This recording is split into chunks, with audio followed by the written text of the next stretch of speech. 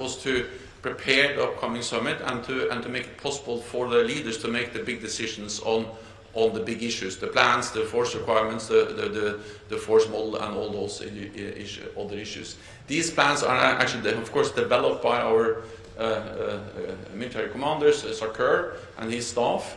They are quite comprehensive, and they change the way we are doing planning in NATO in a way we haven't seen since the end of the Cold War. We have specific forces linked to specific tasks. They will exercise more focus to protect specific territories of NATO, so there will be a much closer link between plans, capabilities, and exercises, and dedicated forces to fulfill specific tasks in our collective defense. And of course, it will require more forces on higher readiness, and also therefore more resources. So yes, we reviewed them, meaning that we are now moving very close to agreeing on all the issues, but final decisions will be taken by the summit.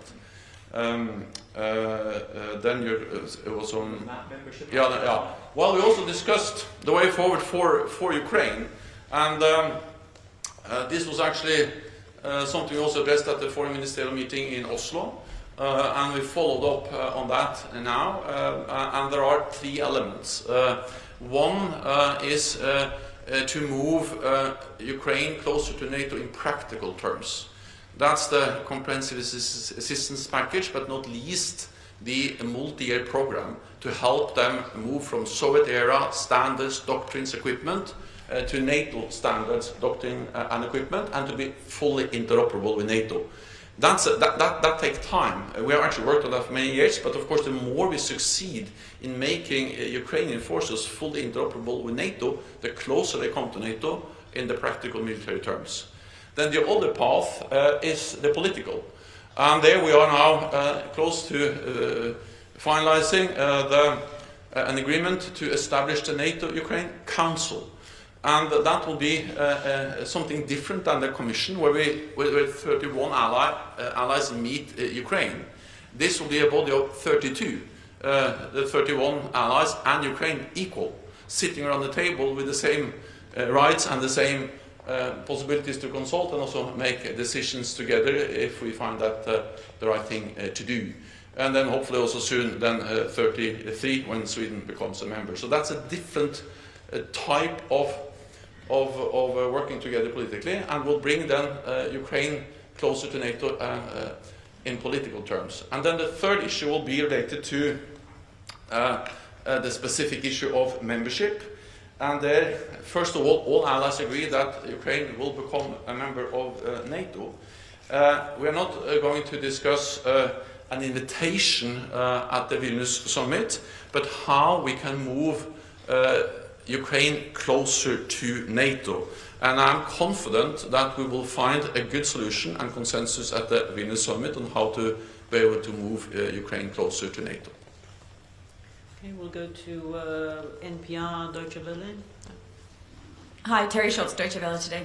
Mr. Secretary General, you mentioned that you have in fact now seen signs that Russia is moving nuclear weapons closer to Belarus. This is something that's been threatened many times. You've been watching it. So this seems to me to be new language, that you have in fact seen this, and yet you say that this hasn't affected NATO's posture toward Russia's overall nuclear situation, status, plans. Could you explain that a little bit more? And also, my question before you said that, which I had to ask about, was on the regional plans, how far can you go to finalizing these regional plans if you don't have Sweden yet in NATO? They're in a key location for regional plans, and do you feel any movement on that here? I mean, what all the Swedes want to know. Is there any movement on Turkey, and what is up with Hungary? Thank you.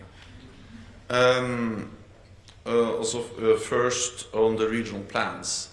Well, first of all, we are able to take into account that Sweden is already an invitee, meaning that they are integrating closer and closer into NATO's civilian and military structures.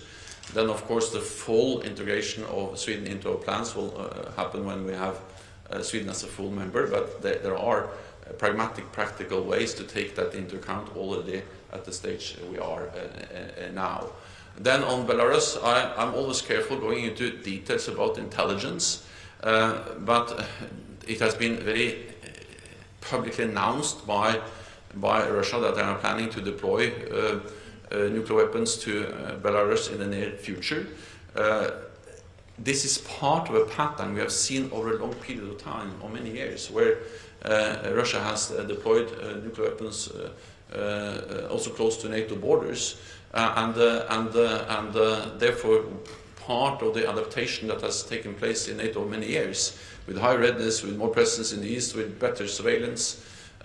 All of that is an answer, a response to this pattern of Russian military build-up, and of course we will do what is necessary. We will remain vigilant and we will closely monitor changes in Russia's nuclear posture, but so far no changes that requires any changes in our nuclear posture. Okay, we'll go to Ukrainian TV. Yeah. Thank you, Daniel Kiev, First Western. After numerous meetings with members of NATO, do you feel that there is a consensus to provide Ukraine with strong, legally binding security guarantees? And my second question will be about security assistance for Ukraine. What is your personal message to those members of NATO who still hesitate to provide Ukraine with security assistance? NATO allies are providing Ukraine with a lot of security assistance, meaning that they are providing weapons, they are providing ammunition, they are providing training for Ukrainian soldiers, and actually some NATO allies have done this since 2014, and then after the full-fledged invasion NATO stepped up, and a lot of NATO allies also stepped up, and there were new announcements for more military support to Ukraine at the meeting today and at the NATO Defense Ministerial meeting, but of course also at the US-led defense contact group for Ukraine that met yesterday here at the NATO headquarters.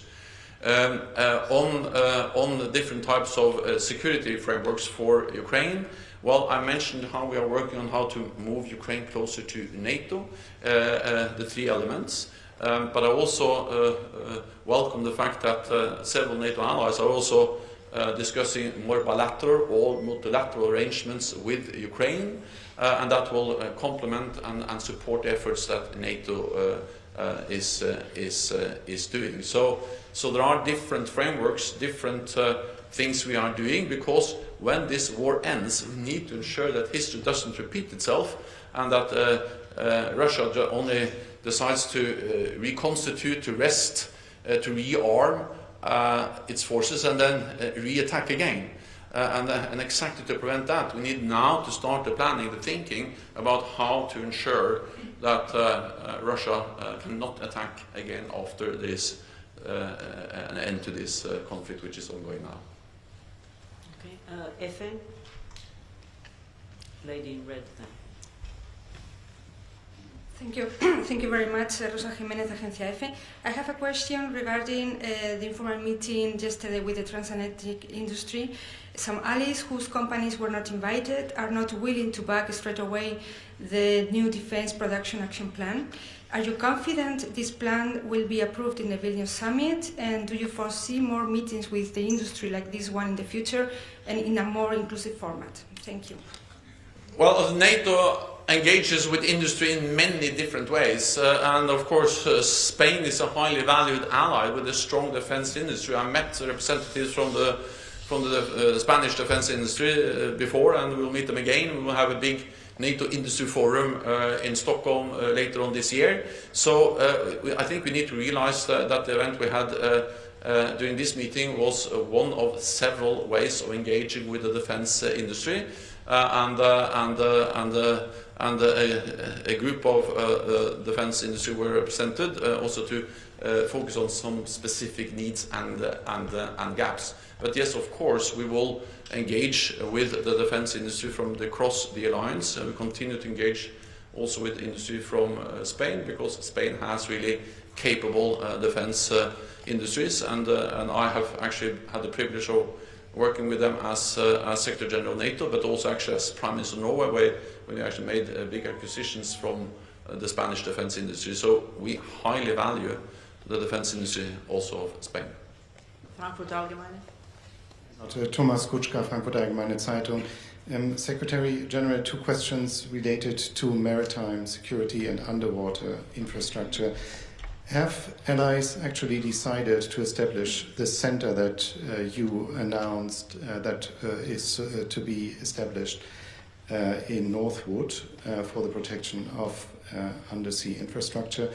And related to that, how concerned are you about reports that Russian ships have been mapping critical infrastructure at sea? Thank you. So we know that Russia has the capacity to map, but also potentially conduct actions against critical infrastructure. And that's also the reason why we have, for many years, addressed the vulnerability of critical undersea infrastructure. This is about gas pipelines, oil pipelines, but not least thousands of kilometers of internet cables, which is so critical for our modern societies, for financial transaction, for communications. And this is in the North Sea, the Baltic Sea, but across the whole Atlantic, the Mediterranean Sea, so this is so critical for almost all aspects of our modern societies. And that's the reason why also we, based on the initiative from Chancellor Scholz and Prime Minister Støre, launched a work at NATO to further step up what we do. And we have now agreed to establish the Maritime Center for the security of undersea infrastructure to further strengthen our efforts to protect. Of course, there's no way that we can have NATO presence along all these thousands of kilometers of undersea infrastructure and offshore infrastructure, but we can be better at collecting information, intelligence, sharing information, connecting the dots, because also in the private sector there's a lot of information, and actually there's a lot of ongoing monitoring of traffic at sea, and to connect all that those flows of information will increase our ability to see when there is something abnormal and then react dependent on that. So this is very much to bring the different sources together, and also bring the fact that most of this infrastructure goes from one NATO ally or from one country through the territorial waters into international waters, and then into the territorial waters of another ally or another country. And then most of it is owned and operated by private sector, and they also have a lot of capabilities to protect, to repair, and so on. So the purpose of this center, which we agreed to establish, is to bring together different allies, is to share information, share best practices, and to be able to react if something abnormal happens, and then also ensure that the private sector and the government, the nations are working together. So I very much welcome the initiative, and I look forward to now go further with this initiative and to implement the decisions we have made on establishing the center. TV2, lady in green. Thank you, Mr. Secretary General. You say you don't seek extension, but there are some unconfirmed information that you will be asked in Vilnius to stay until next summer and the summit in DC. And I guess that is not out of the question for you in this situation for the Alliance and Europe. Well, I have nothing more to say about this. I have stated again and again that I don't seek extension. I have no other plans than to end my work here when my tenure ends this fall, and that's what I've said for some time now. Okay, we'll go to Swedish radio. Mr. Secretary General, anything new, any movement regarding the Swedish membership to NATO during these days?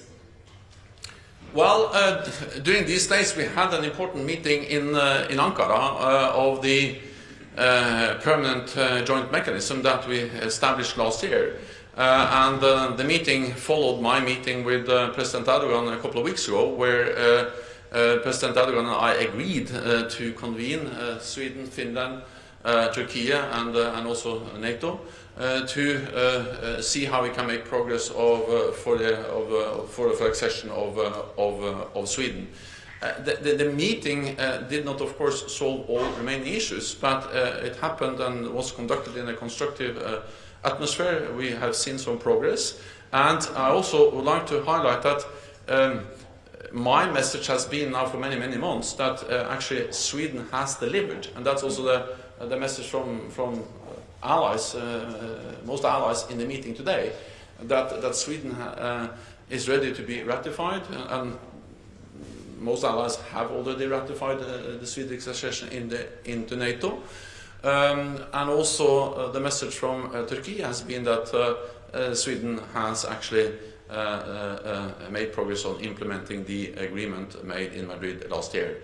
Let me add two more things, and that is that we have to understand that Sweden has already come a long way. Sweden is in a much better position now than before they applied, because by being invited by all allies at the summit in Madrid in June last year, they got the invitee status, and by being an invitee, they are integrating into NATO's military and civilian structures, and that makes them much safer. And then with Finland as a member, of course, it's absolutely inconceivable that there will be any threat or attack against Sweden without NATO reacting. But of course, we continue to work hard to get Sweden in as soon as possible. Thank you very much, colleagues. That's all we have time for today, but we'll see you at the summit. Thank you.